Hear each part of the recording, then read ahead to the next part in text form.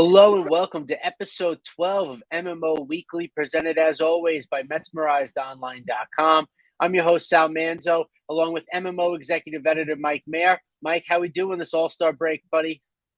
Great. MLB decided to throw the draft right in the middle of it, so there was plenty of action and a ton going on, and certainly a busy time for me and everyone at MMO and Mets Miners, too, covering the draft. Yeah, no, absolutely. And shout out to everybody, at the site that, handled a crazy weekend. Like you said, I don't know why they decided to put the draft smack in the middle of All-Star weekend. You'd think you'd make it its own event, but, neither here nor there. It happened. We won't go too crazy on All-Star weekend. Obviously, Alonso lost to Julio Rodriguez in the home run derby in the second round, which I really don't hate because I'm more worried about, Alonso having a good second half and the Mets winning the World Series. Not for nothing. It's, the home run derby is nice, but I think people have bigger aspirations. And then, the game itself, not Mets, Mets-wise, didn't do much.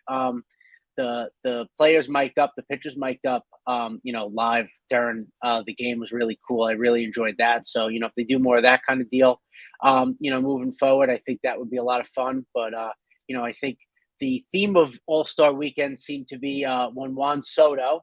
And, where he's not going to be, it seems like, for long with the Nationals, and how there seems to be so many now ties to the Mets. And I know there's some talks about the Yankees too, but everyone just seems to be screaming out the Mets. Soto's posted some Instagram stories. He had one of him at Citi Field that he posted. Another one, it was Alonso, I think, and McNeil or someone else, that was in the picture or whatever.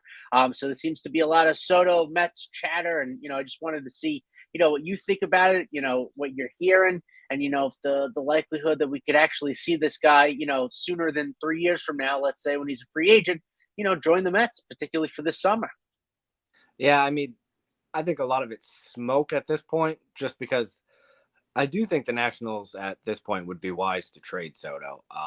They've made him a couple of offers, I don't think they really come that close because they're lowballing him in terms of paying him yearly. His average annual value has been the last offer, which was better than the first, would have made him 20th highest paid player in baseball. And I mean, that's just not going to work for Juan Soto. And I don't blame him. He's a top 5 player at 23 years old, so he should get paid as such. So from there, I think that's the biggest thing, is taking it from their standpoint and if they should do it and when they should do it. I think the if is pretty clear now. Like I said, they've made their attempt at signing him long term, and it's not working out. And I don't think it will. I mean, they've even when they've signed players the last 5 to 6 years, they're the king of deferrals. I mean, everyone makes fun of the Mets and Bobby Bonilla, but they're a team that's given out. They were still paying Rafael Soriano from pitching 7-8 years ago. So yeah. They definitely need to, and I think they would be smart to do it now when the other team gets more control. Mm-hmm. It's certainly, teams are going to go hard for someone like Soto. I think the interesting thing that came out today is that they would like to tie Patrick Corbin to him. Mm-hmm. I think that would be a mistake on the Nationals' end, but I also think that benefits the Mets. Mm-hmm. Because there's only so many teams that have the money to eat Corbin's contract. And obviously the Mets, Yankees, Dodgers, a couple other teams you might talk about, maybe the Cardinals or maybe the mm-hmm. Red Sox, someone like that. But I mean, I think if they really insist on Corbin, that really helps out the Mets. Because they're one of the only teams that can do it.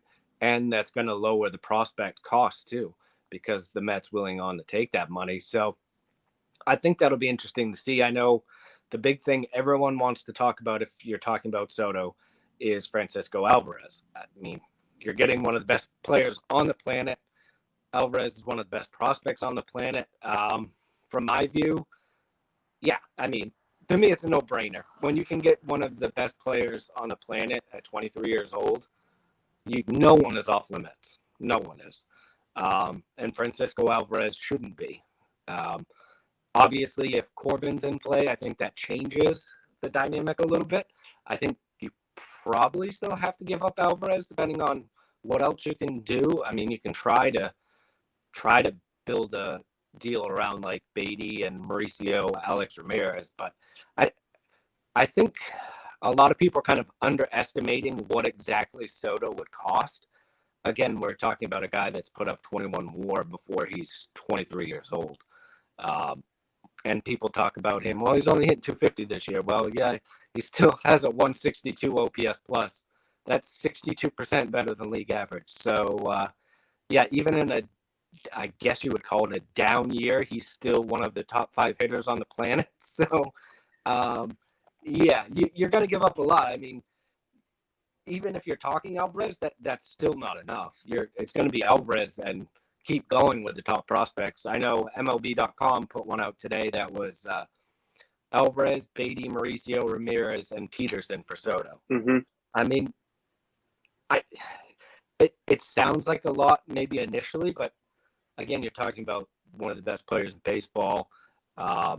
Alvarez is obviously the top prospect. He's going to have to be in there. Beatty, he's a top 100 guy. Mauricio's kind of on the outskirts of that right now, and so isn't Ramirez. And Peterson would give them an arm that they need starting pitching like bad, a controllable arm. So I don't think it's a crazy proposal. I think that's probably one of the more sane ones I've seen. I know some have been with like Jeff McNeil in there and Dom Smith, and those don't make any sense because both of those guys are going to be free agents in a couple of years, and the Nationals you would think are going prospect heavy, and then maybe someone like Peterson, who is a pitcher that you have 3-4 years of control. That would make sense. I mean, they still have to play games, so they can't. You have to have pitchers out there, and Peterson would be cheap, good arm for them. So I can't really speak to I haven't heard anything from a Mets source that's like, yeah, the Mets are definitely going to be in on this. This is who they're going to be willing to give up. I'd be shocked if the Mets weren't, though. I mean, that's the Cohen era, right? Like, someone becomes available, the Mets are going to be involved in some way, shape, or form. Like, Lindor was the first big player that came available. The Mets happened to get him. Scherzer was one of the biggest people on the free agent market. The Mets went after him and got him. So I think that's part of the Cohen era is if someone's going to be available, especially if there's money involved, like that's what this whole thing is with Soto, is him getting his money. Yeah, I think the Mets are going to be involved, and I think they'll be seriously involved. Again, Soto, I mean, he can't choose where he goes, but Soto is going to want to go to a team that can pay him. And obviously the Nationals know that their prospect, what they get back for prospects, is going to be greater if that team thinks they have a chance of signing long term. So again, the Mets are one of the only teams that are going to be able to dish out $500 million, which is ultimately what Soto's probably going to get. No, and I agree. I'm in the camp. I think is like almost everyone is. You go all in if you can get Soto. You do whatever you got to do. I have seen the Corbin thing a lot, which I agree. I think would help because they could take on the money. So maybe that, like prospect wise, like you said, I've seen Strasburg ties to that too. I wouldn't want any part of that because, and in all respect to Strasburg, I think his career is cooked. I don't think he's ever going to pitch again. And his, the deal he signed after 2019 was like $270 million deal. It's less than Corbin's, I think, anyway. And at least Corbin takes the ball every fifth day. So I would be definitely into that. I saw Peterson, also McGill thrown in there. I think either guy, honestly, if you're going to get a Soto, you got to give up, like you said, some sort of major league ready talent, and particularly probably pitching. So, it would be tougher for McGill from the upside standpoint. So also, you're trading in division, you got to remember. So these are everyone you're trading, they all could come back to haunt you at some point. I mean, odds are not every single player will, right? It never works out like that. But, a couple might, which is always the risk that you have to take. But I guess on the flip side of it is you can take a chance on, a Beatty or an Alvarez or Mauricio becoming generational hitters, right? One of them.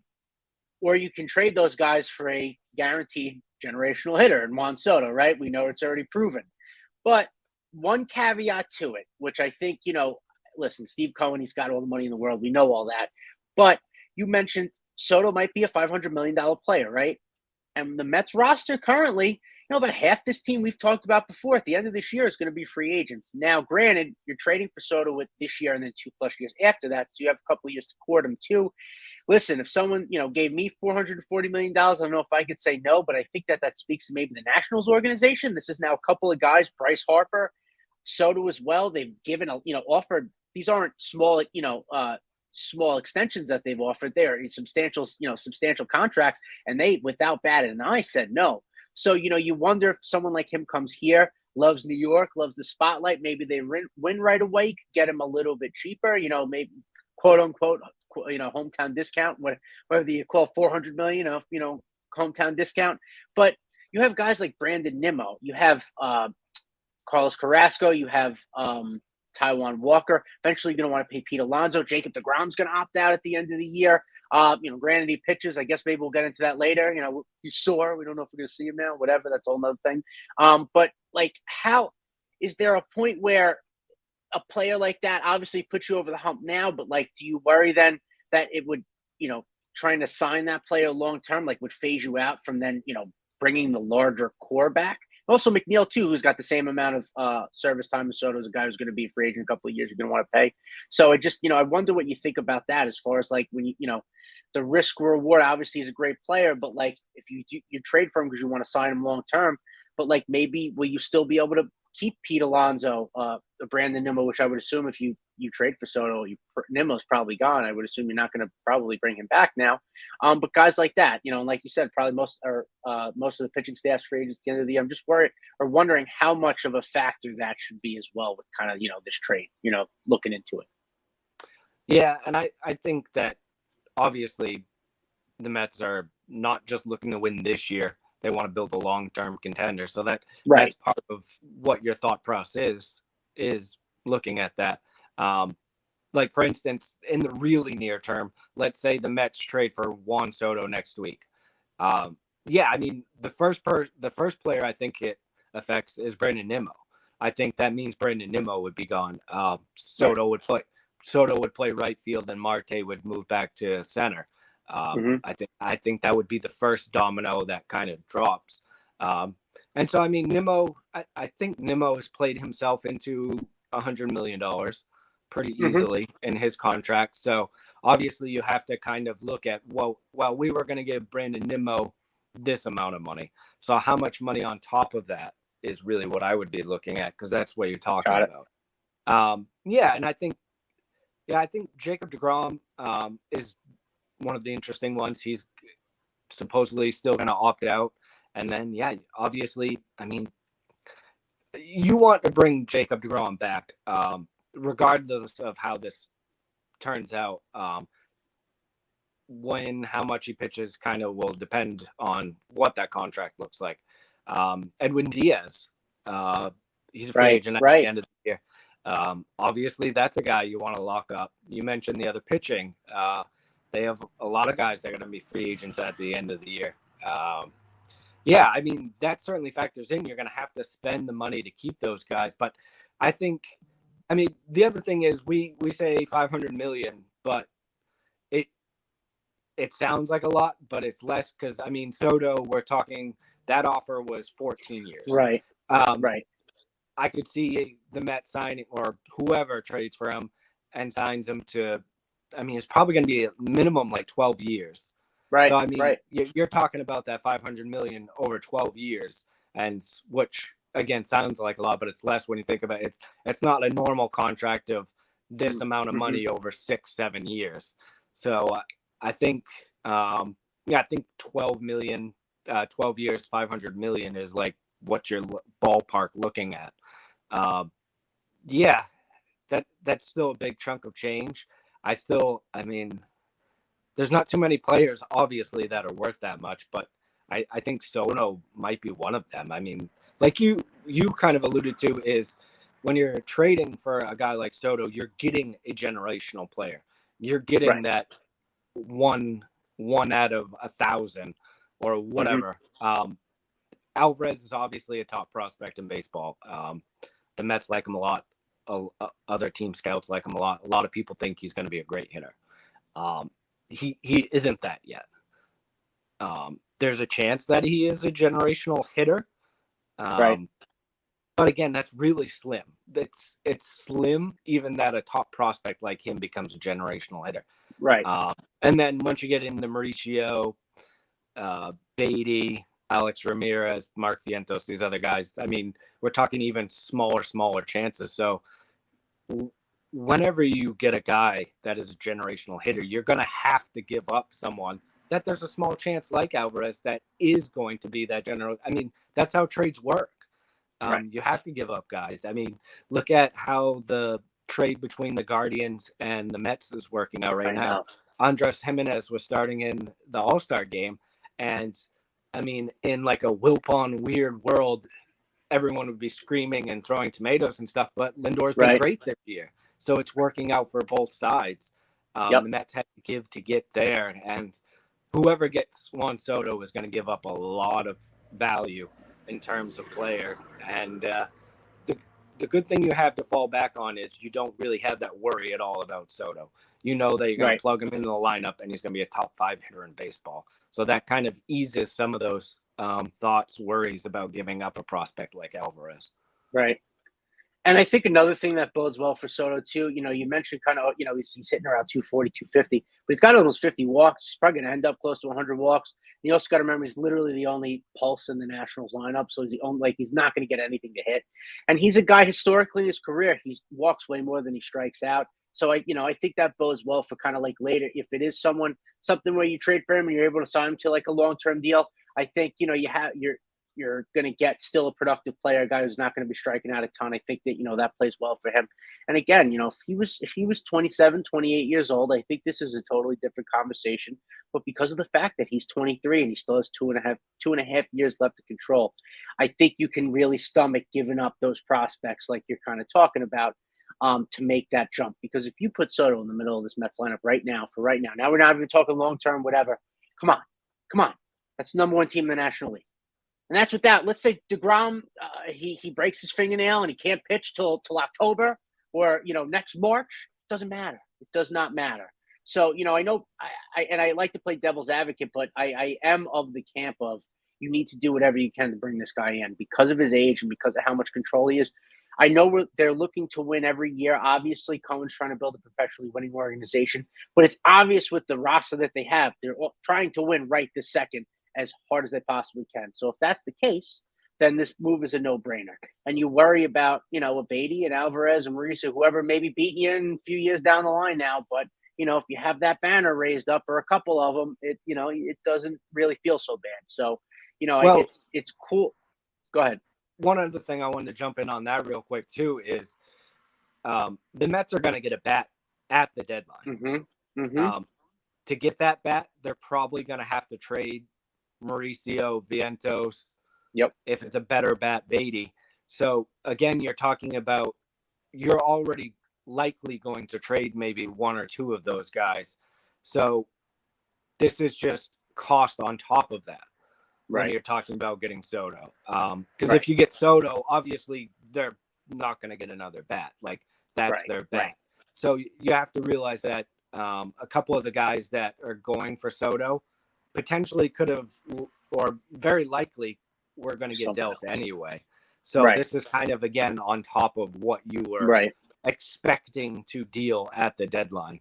Because the Mets are certainly expecting to deal some of their Alvarez is basically off limits unless you're talking Soto, any other generational player that immediately comes on the market. But guys like Beatty, less so Beatty, but Mauricio, Vientos, Ramirez, those guys are absolutely going to be on the block to get a hitter during the trade deadline. So I think you have to kind of think of it that way too, is that the additional prospects on top of what they were already going to potentially give up.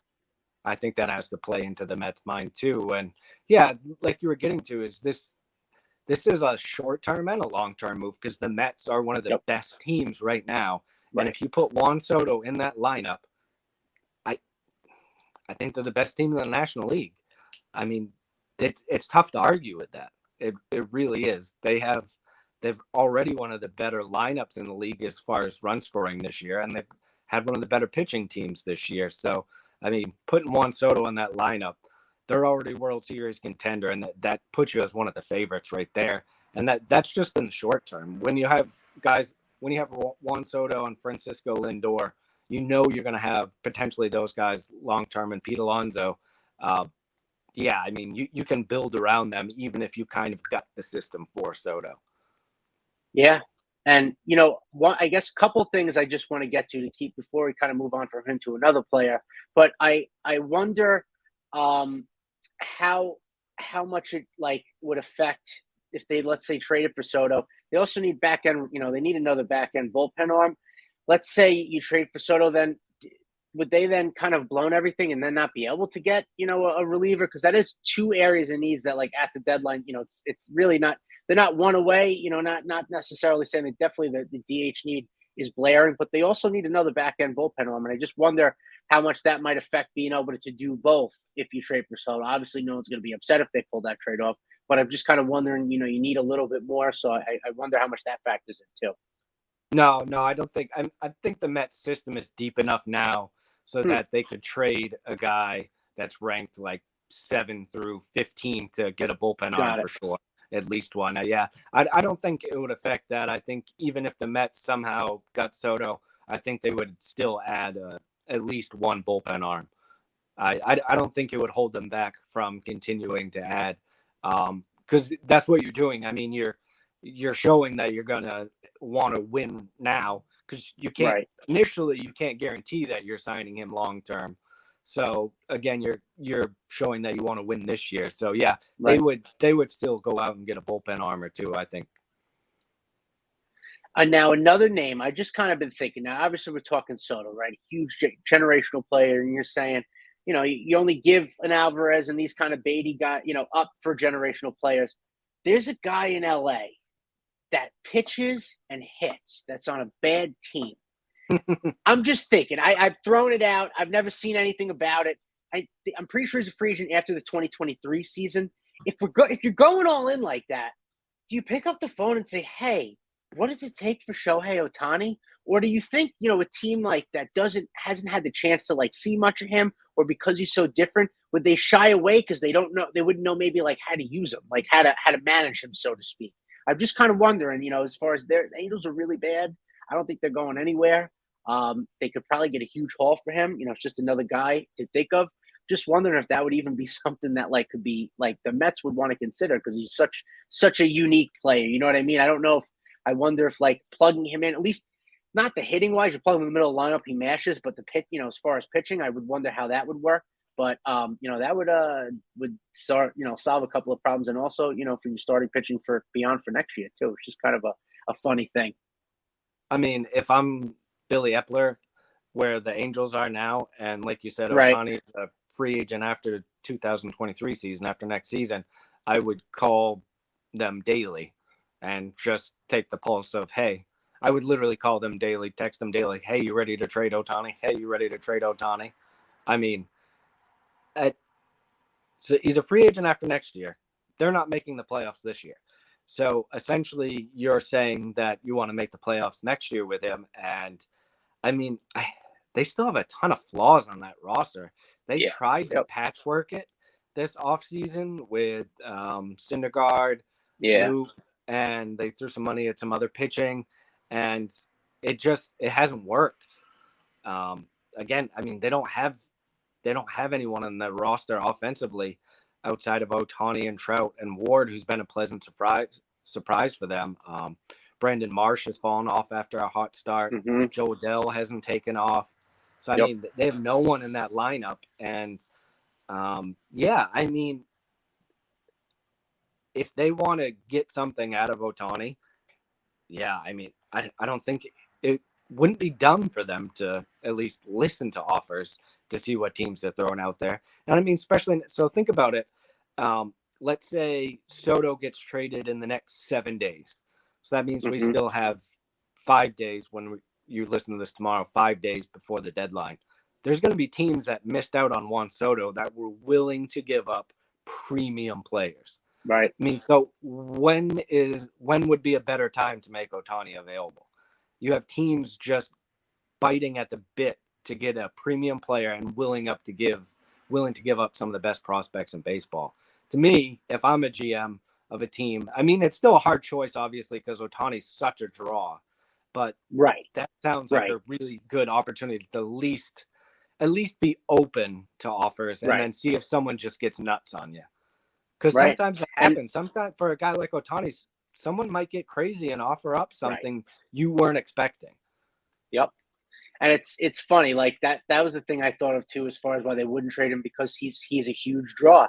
And to put Trout and Ohtani on, whatever tickets or what you're selling, it's a moneymaker, which makes no sense how they don't win, how you have those two guys, but that's a whole nother thing. But yeah, and I don't know in his contract, I don't know if he has a no trade or anything like that, but you would assume if you look the way things are going, he's on top of the baseball world. He's anything anyone talks about, it would be the same kind of historic haul, I would assume, even for only a year and a half of control. I would assume would be like an historic haul because of what he can do on the mound and at the plate. And again, I don't know how that would affect some teams as far as what they maybe give for, and all, because they don't know. It's like, again, it's such a unique thing. You can plug him into lineup to mash every day, but you got to figure out a certain program for him for his pitching to keep him on, healthy and on a schedule. And in a pennant push, I wonder, if teams that might shy them away because it's just another added challenge. But for someone of his caliber, I feel like you figure it out, you make it work. If you can pitch 4 or 5 innings every few days, who cares? Because he's going to hit like crazy. So, just another cool, interesting thing. It stinks that the Angels just aren't good and they can't win with like 2 of the best players in baseball. It would be really nice. But if they can't do that, then bring him over here. Let him come to New York. I think he'll love it. I'll pick him up from the airport. Soto too. I'll pick either of them up anytime. No problem. Just got a car. So Billy, if that changes anything for you, let us know. But I guess we'll transition off the big names, right, to kind of the more the smaller, more I won't say realistic, but just kind of like, I guess, the more aggressive moves that could happen. I know you mentioned today the Mets were taking a look at Daniel Vogelbach from the Pirates. Decent pop. He's got 12 home runs on the year. Probably get, like I said, more pop from the DH spot there than you have with Dom and JD. Just curious what you think it would take for something like that. Don't know. I would love it if you had to give up anything major, but if you can get him for nothing, I think that would be a nice option. As far as off the bench and DH in here and there. Yeah, I mean, when I tweeted it out, a lot of the first comments and stuff were like, "You or why?" And I'm just like, have people been watching Dom Smith play this year? Because I mean, that's who Vogelbach would be replacing. So coming into today, the Mets have an 82 weighted runs created plus against right-handed pitching from their DH. That's 18% below average. Mm-hmm. And Vogelbach in that same situation is at 149. That's 49% above average. So pretty simply looking at that, you would get a massive jump in production from the DH spot against right-handed pitching, which is what the Mets are going to face at least 2/3 of the time. So, yeah, I mean, on the surface, yeah, he hits 228 and he doesn't play any defense, that type of thing. Right. He's super cheap. He has a $1.5 million option for next year. So this is a guy that you can plug in. You're going to have him again next year as another bat. Yeah, I mean, he's obviously not one of the sexier names when you're talking about Soto all the time and you're talking about Josh Bell or Trey Mancini. Vogelbach might not be in that same echelon, even at that second tier, but he still makes the Mets better. And I think I think it's a pretty decent move if they were able to get him for a prospect that you're talking in the second half of the top 20. Something like that, maybe even the 15 to 20 range. Again, the Pirates don't have to trade him because it's a cheap option for next year. But if he's having a pretty good year overall, so 117 OPS plus. I mean, if a team's willing to give you a decent prospect for a guy like that, I think you pretty much have to jump on it.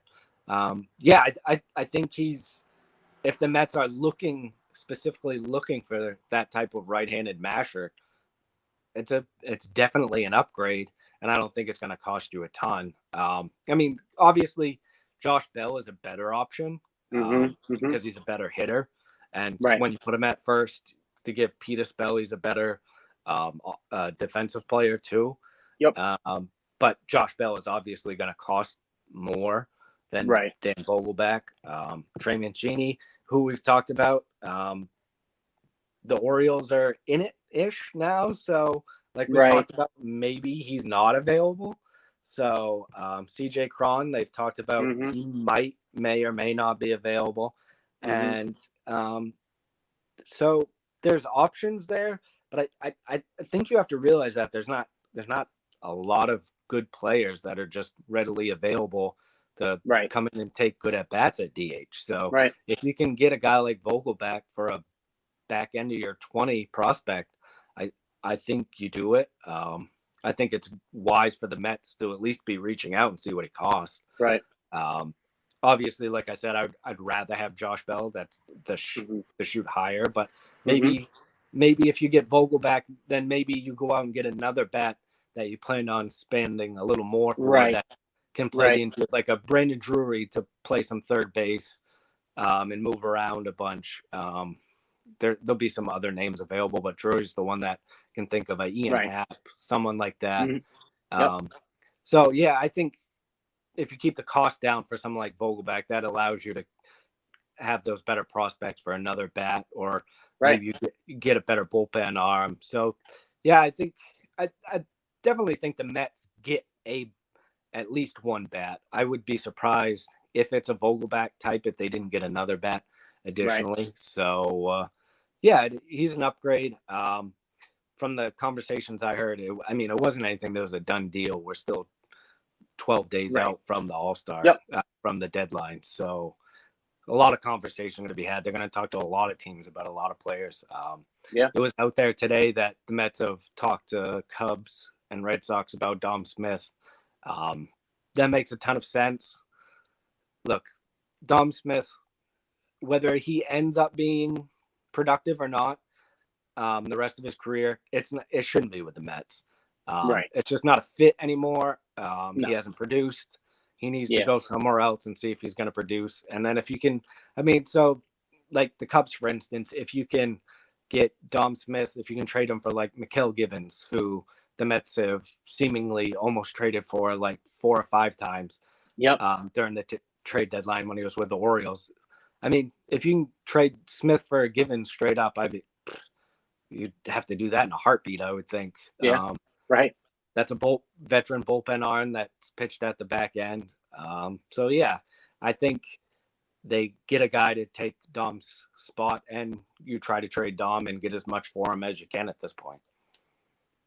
Yeah, no, I agree with Dom. We've talked about it, I feel like, a bunch. Just both sides need to change the scenery there. I think it would work out for everyone. The Cubs are an interesting one. Ian Happ's an interesting one, just because it's also, I'm not sure his contract, but it's also insurance in case, they lose Nemo next year to free agency. So that would be a little bit of insurance for them in the outfield too. Depending on Happ's contract. I forget how much control he has. But as far as Vogelback goes, I agree. Like if you can get him for not much, it's a good move, because like I agree that too. They would get another bat, I think, on top of that. But I wonder, if you called up the Pirates and said, you're trying to trade for, a Vogelback and maybe a David Bednar too, try and do a little 2-for-1 there. Could help. Obviously, Bednar's had a good last couple of years, and would cost you, I would assume, more than Vogelbach. But if you're going to maybe give up something, you can get Vogelbach thrown in there. You get a little 2-for-1. That might be something that could help too. Then they could still go get another bat there as well. Yeah, I mean, obviously, I think the Mets would be pretty stupid if they didn't bring up Bednar's name, at least when you're talking to the Pirates.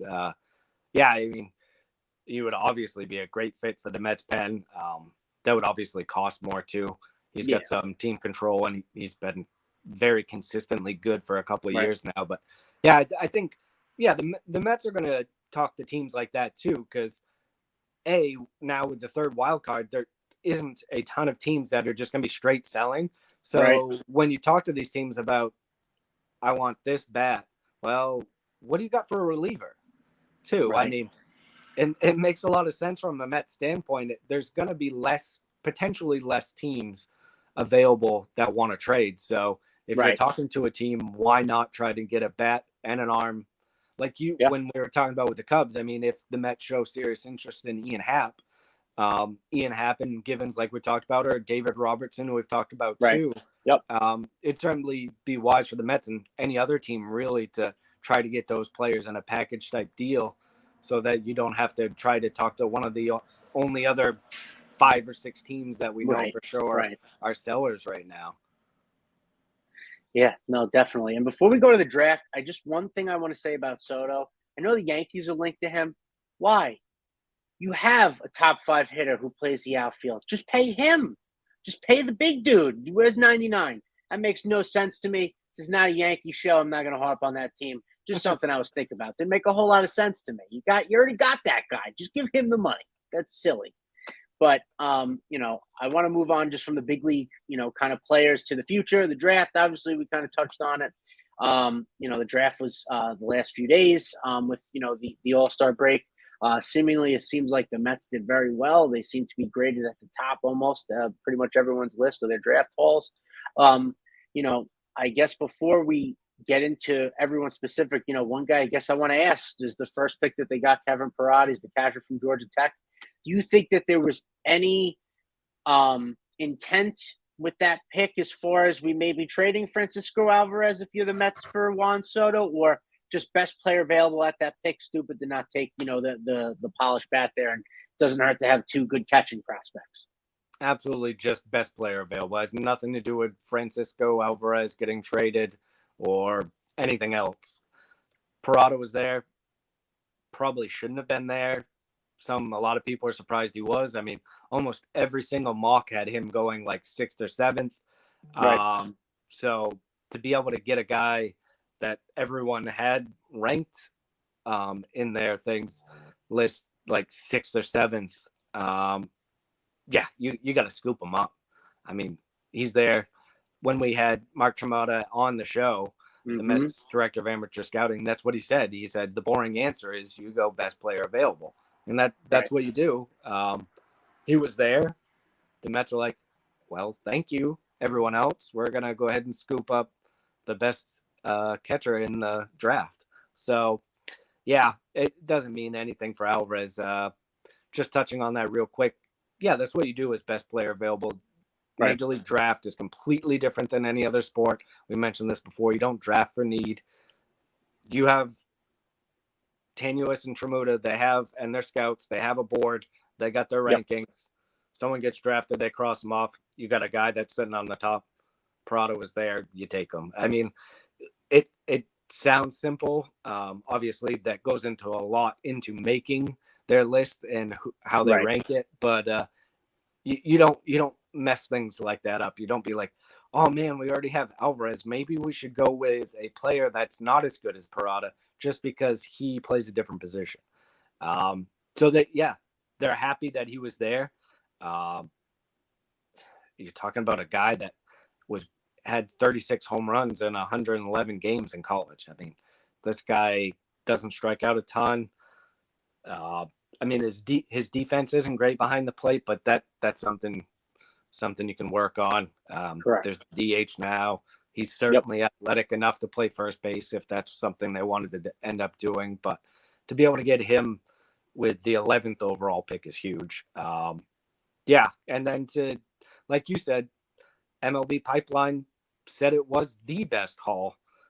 Keith Law raved about the fact that who they were able to get: Parada, Jet Williams, Blade Tidwell, and Nick Morabito. I'm going to keep screwing up his name. I keep spelling his name wrong. To be able to get all those guys in the first day, because they were all in Keith Law's top 50 prospects going into the draft. So to be able to get 4 of those guys out of his top 50 is incredibly impressive. So we might as well talk about Jet Williams. And with a name like that, you have to be the fastest player in baseball. There's no excuses. You got to figure it out. I mean, he's fast. I don't even think he's the fastest guy they drafted. Morabito might be a little bit faster. He stole 52 bases last year at Gonzaga College High School. If you want to saw that. Very interesting. If you want to get confused. But yeah, I mean, Jet Williams, he was a lot of people in a draft that had a lot of good prep players. A lot of people had him as the second best prep bat. That's the type of bat the ball skills this guy has. Every scout I've talked to has raved about him, talking about his hit tool, saying he's like, I have no issue. Tommy Tanuis, the Mets director, the vice president, of scouting, he didn't want to because it was he didn't want to just compare him because he was with the Mets, but the way he handles the bat and the way he puts the ball in play, he compared him to Jeff McNeil a little bit. Wow. Which is obviously a compliment at this point. I mean, McNeil's a 2-time All-Star. Yeah, and Williams can play short, and there's a potential for him to play short long term. So to be able to get him and Parada in the first round, the first 2 picks, is obviously fantastic. And then they got Blade Tidwell with their second round pick. This is a guy for carving up hitters with that name. I love it. The names alone, number 1 haul in the draft. The Mets did great. Hopefully they could play. Yeah, and I mean, this is a guy that for a while was a first-round talent.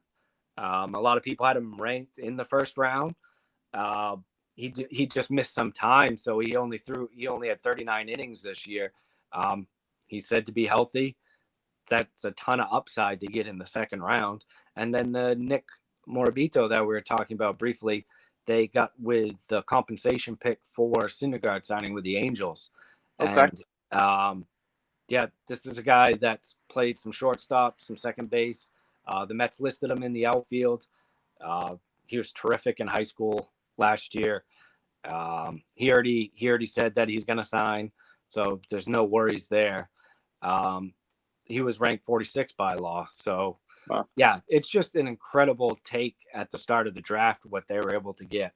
And we'll go into like kind of the rest of it once we have Tram and Tanuis on the podcast, which should happen soon. So they'll kind of go into the deeper cuts. But the one other guy I wanted to mention real quick is Zebulon Vermillion, who they took with their 10th pick, the 10th round pick. And everyone's talking about not only did the Mets potentially get the best players in the draft, but they also might have gotten the guy with the best name in the draft.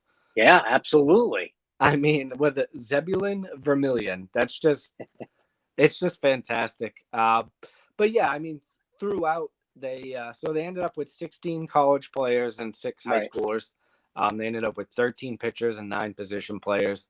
Tanuis actually said today that they were kind of surprised that they ended up with 9 position players, but it just turned out that way, that some guys were available that they didn't think would be available. High school pick with the 19th round, they got Jackson Lovich, who was ranked 277th by Baseball America, and he was the 569th pick in the draft. So that's kind of an example of, well, we didn't think that shortstop was going to be there available for us. So they ended up getting a couple more position players than they typically do. But yeah, we'll talk about them more once we get the Mets experts here to kind of break down how the draft went.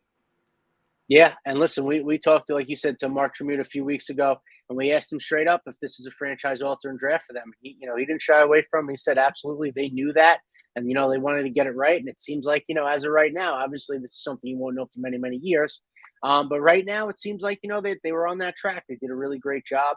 I guess before to wrap up the draft stuff, I'm curious just from you. We hadn't talked about it. I feel like I didn't hear Jackson Holliday's name talked about till like a week before the draft. Like he shot up everybody's board. I heard everything about Drew Jones. Was he someone? I mean, obviously people knew about him, but like, what made him fire up the board so kind of like last minute like that to be the number 1 pick? I was kind of surprised there. It seemed like Drew Jones was going to be a lock. Yeah, I mean, he was basically a top 10 guy, so okay. I don't think it was a huge surprise. I mean, obviously he's got the name recognition too. Right. Right. I think the move that shocked everyone, which has Mets ties to it, is Kumar Rocker going number 3. I think everyone was blown away when we found out. I mean, we knew Rocker had pitched well enough in indie ball that he had improved his stock. Right. People were talking before that maybe second round, third round. We'll see what happens. And then once he had pitched by outing was like, oh yeah, he's first round. Oh, okay, he might be middle first round. I think that's where everyone kind of said. I know I saw one mock before the day before the draft day that actually had him sandwiched in between the Mets picks in the Oh, first wow. round. So I think it was him going 13th, and I think that was the highest I saw it. So yeah, for him to even go as high as 13th in a mock and then be third overall, the Rangers obviously had to like what they've seen. Yep.